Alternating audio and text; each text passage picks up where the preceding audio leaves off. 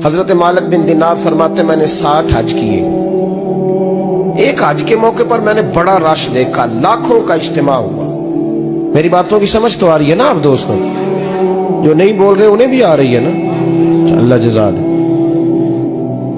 कहते लाखों का मजमा था तो मेरे दिल में ख्याल आया, मैंने कहा अल्लाह इतने लोग आए हैं, इनका हज कबूल भी हुआ है कि नहीं? फरमाते मैं सोच रहा था तो रात को ना ख्वाब में मैंने किसी कहने वाले को कहते हुए सुना कि सबका कबूल हो गया। बल्ख का रहने वाला मोहम्मद बिन हारून बल्खी है, उसका हज कबूल नहीं। फरमाते शहरों के अलग-अलग खैमे लगते थे। अब भी आप हज करने जाएं तो पाकिस्तानियों की रिहाइशें अलग होती हैं, इंडियन की अलग, बांग्लादेश के अलग, मिस्री, यमनी, सब लोग अलग-अलग रिहाइशें होती, झंडे लगे होते हैं मुल्कों के। कहते मैंने सवेरे उठ के ढूंढना शुरू कर दिया, ढूंढता हूँ वो बंदा मिले। कहते जहां बल्ख शहर के लोग रहते थे वहां चला गया तो मैंने लोगों से पूछा तुम में मोहम्मद बिन हारून बल्खी कौन है? लोग कहने लगे वो तो बड़ा नेक आदमी है, परहेजगार है, बड़े भोले भाले, बड़े अल्लाह वाले, रियाज आपको बस हम ही जानते, वो तो बड़ा नेक है, परहेजगार आदमी। मैंने कहा अच्छा कहाँ है? उन्होंने कहा पहाड़ के पीछे उसने खैमा लगाया हुआ है, सारी रात इबादत करता है, सारा दिन रोजा रखता है, कायमुल लैल है, साइमुद दहर है। क्या बात? फरमाते मैं उन लोगों की बात सुन के हैरान हो गया कि मुझे क्या बताया गया, ये क्या कह रहे हैं? फरमाते मैं पहाड़ के पीछे गया। हज़रत मालिक बिन दिनार अलैहि रहमा फरमाते हैं जब मैं वहां पहुंचा तो मैंने उस शख्स को मुसल्ले पे बैठे देखा। कसरत इबादत के आसार उसके वजूद पर नजर आ रहे, सीधा बाजू उसका कटा हुआ था। फरमाते 2 रकते मुकम्मल करके ना मैंने उससे अस्सलामु अलैकुम कहा तो मुझे कहने लगा वालेकुम सलाम, आप मालिक बिन दिनार हैं? मैंने कहा बड़ी इसकी फिरासत है। फरमाते फिर उसने ठंडी सांस ली, कहने लगा आपको ख्वाब आई होगी कि मेरा हज कबूल नहीं। फरमाते मुझ पर और बिजली गिरी कि क्या कह रहा? मैंने कहा यार लोग भी तेरी तारीफ कर रहे हैं और तेरी बसीरत भी बड़ी है, तो ये माजरा क्या है? कहने लगा आप ना पूछे। ये कह के उसने रोना शुरू किया, देर तक रोता रहा। मैंने कहा नहीं यार तू बता। कहने लगा नहीं आप ना पूछे, आप नाराज हो गए। मैंने कहा मैं नहीं होता, तू बोल ना। कहने लगा हुजूर 24 साल हो गए मुझे हज करते हुए, 24 साल, 24वां हज है मेरा, और हर साल कोई अल्लाह का वली आके बताता है कि जा चला जा तेरा कोई नहीं कबूल। बेपरवाही वेख सज्जन दी जिथे किसे दी पेश न जावे, उन्हें ताजा वाले दर दर रोले ते मंगतियां तख्त बिठावे, आजम किसे नु कारा मिलदा ही कोई काबे ओ खाली आवे। कहते हैं उसने मुझे कहा हुजूर 24वां हज है, हर साल कोई बताता है। मैंने कहा तेरी गलती। कहने लगा मैं अपनी माँ का नाफरमान। मैंने कहा वाकया क्या हुआ? कहने लगा हजरत अल्लाह ने मुझे दौलत दी, माल दिया, जमीनें दी तो मैं अय्याश हो गया। इमाम मालिक बिन दिनार रहमतुल्लाह अलैह फरमाते मुझसे कहने लगा पैसे आए तो मैं अय्याश हो गया।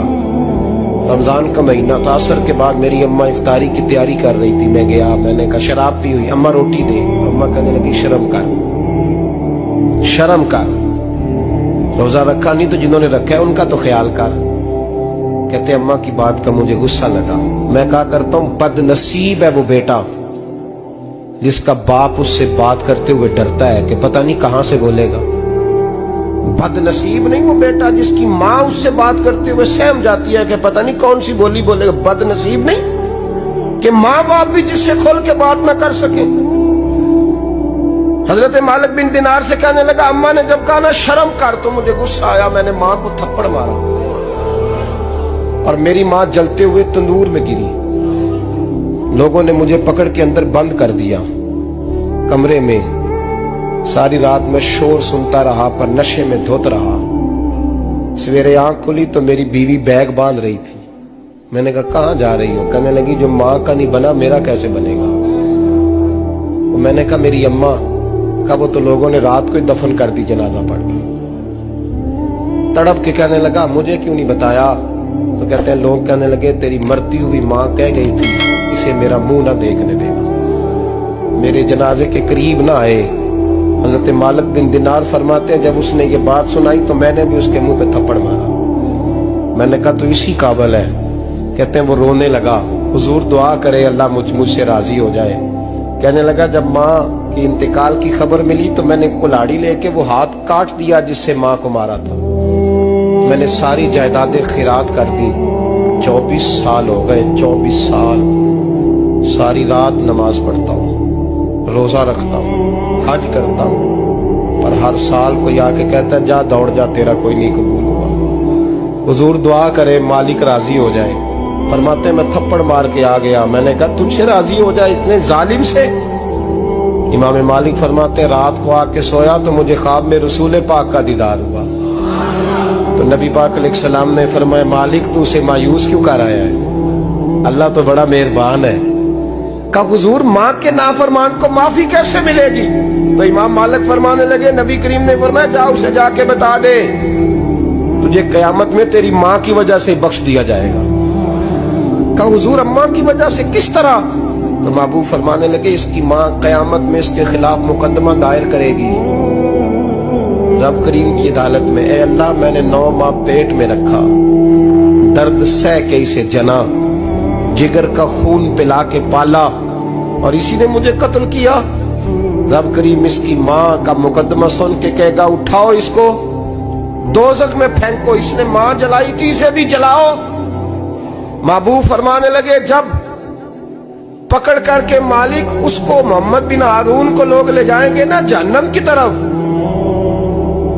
ابھی فرشتے گھسیٹیں گے ہی تو پلٹ کے پھر اماں کی طرف دیکھے گا, اور دوسری دفعہ پھر گھسیٹیں گے تو پلٹ کے دیکھے گا, اور تیسری دفعہ پھر پلٹ کے کہے گا اماں یہ مجھے جلانے لگے, اماں یہ جہنم میں پھینکنے لگے. میرے حبیب فرمانے لگے وہ جل کے مرنے والی ماں وہاں بھی بول پڑے گی, کہے گی یا اللہ چل میں نے معاف کیا تو بھی معاف کر دے, اے اللہ میں نے معاف کیا تو بھی معاف کر دے, اللہ تو معاف کر دے اسے.